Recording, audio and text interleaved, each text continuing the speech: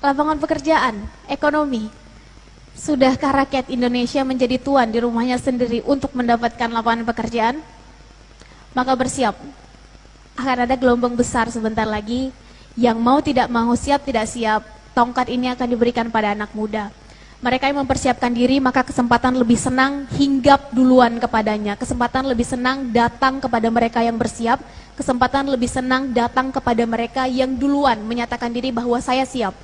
Pertanyaannya adalah kita ingin 2045 nanti Indonesia seperti apa?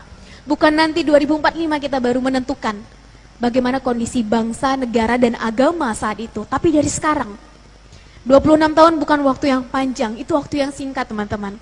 Kita breakdown. 5 tahun pertama kita ingin melihat kondisinya seperti apa, 5 tahun kedua seperti apa, 5 tahun ketiga seperti apa, 5 tahun keempat seperti apa, sehingga nanti di akhir gapnya sudah sangat sedikit.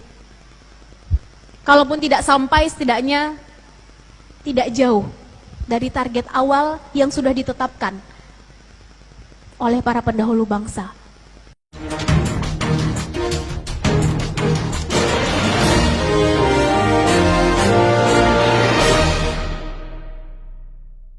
Seorang Perdana Menteri perempuan pertama Inggris. Ada yang ingat? Margaret Thatcher pernah mengatakan, "Watch your thought, for they become your words. Watch your words, for they become your actions. Watch your actions, for they become your habits. Watch your habits, for they become your character. Watch your character, for they become your destiny." In other words, what you think, you become. Perhatikan apa yang kita pikirkan, karena itu akan keluar menjadi ucapan, menjadi kata-kata. Perhatikan apa yang kita ucapkan, karena itu akan keluar menjadi tindakan, menjadi actions. Perhatikan apa yang kita lakukan, karena ketika itu diulang-ulang terus, dia akan menjadi habits, kebiasaan. Perhatikan kebiasaan kita mulai dari mata terbuka sampai tertutup lagi, karena dia akan menjadi karakter. Perhatikan karakter kita, karena demikianlah takdir kita. Dengan kata lain, apa yang kita pikirkan, demikian takdir kita. Urusan kun fayakun adalah urusan yang maha kuasa. Urusan kita adalah berusaha, berikhtiar semaksimal mungkin. Ditanya perubahan terbesar dimulai dari mana? Dimulai dari mindset kita sendiri. Jangan salahkan mereka yang membiasakan dirinya satu hari minimal 1 juz, atau satu hari minimal 1 halaman Al-Quran, terbiasa menjadi habits, menjadi karakter. Kalau belum baca Quran rasanya belum lengkap. Alhasil takdir mereka menjadi hafiz-hafizah. Mereka sudah terbiasa dengan itu.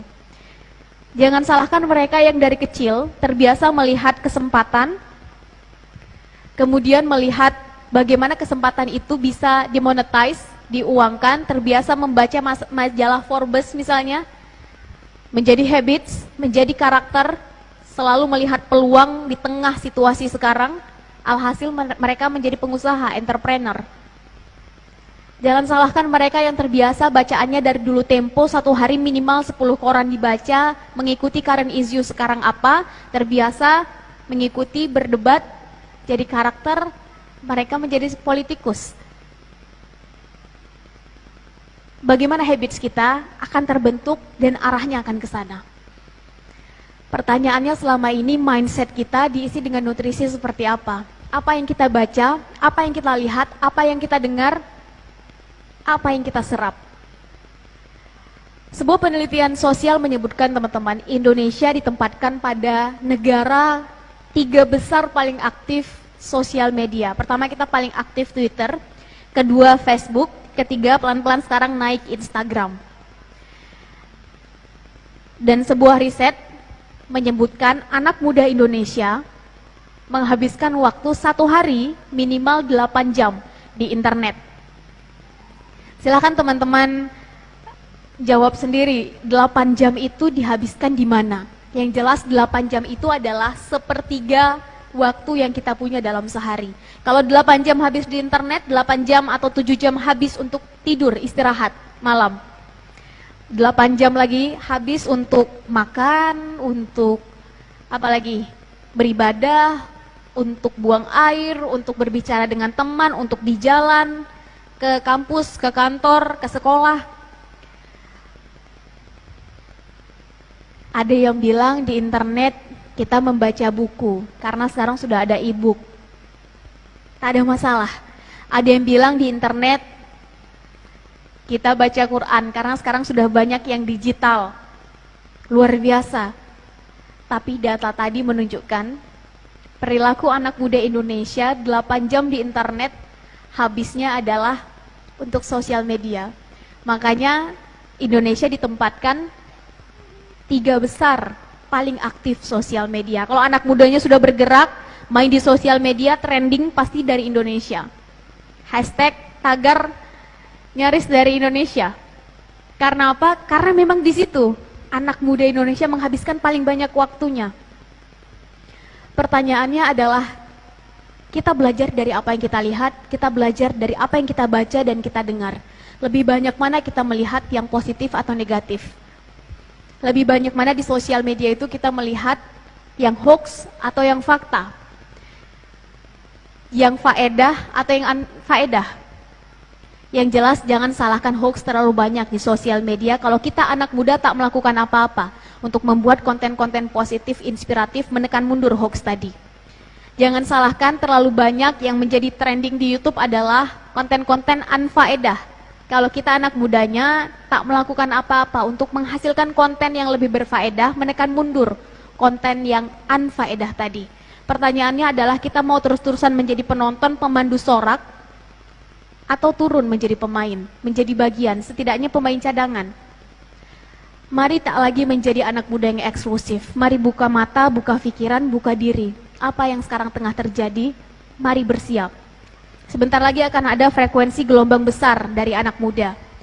30-60% penduduk Indonesia sekarang diisi oleh anak muda. Kalau berdasarkan partisipasi politik tahun ini, maka minimal 80 juta anak muda sekarang sudah mulai masuk pada masa mereka akan terjun. Dalam setiap lini pendidikan mereka mulai, kesehatan mereka akan ambil alih. Apalagi teknologi, teman-teman bisa lihat startup sekarang dipegang oleh anak muda semua.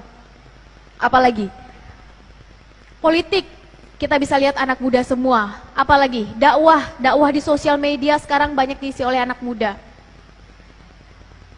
Maka mari mengambil bagian. Bukan tentang seberapa besar bagian yang kita ambil, tapi keinginan untuk menjadi bagian tadi, bagian yang membawa perubahan. Tak lama lagi, 100 tahun Indonesia merdeka, kita semua akan ditanya, dievaluasi. Sudah sampai mana kita mengisi, memenuhi janji, cita-cita luhur bangsa saat pertama sekali bangsa ini didirikan oleh para pendahulu bangsa. Tahun ini kita sampai pada 74 tahun Indonesia merdeka, kurang lebih 3/4 usianya sampai 100 tahun nanti sudah kita lewati. Kita bisa evaluasi sedikit. Tak perlu jauh-jauh, tak perlu panjang-panjang. Pancasila masih hafal? Tak usah kita bahas semua karena terlalu panjang. Yang paling terakhir saja. Masih hafal? Apa? Keadilan sosial bagi seluruh rakyat Indonesia. Kita mungkin punya interpretasi masing-masing untuk keadilan sosial.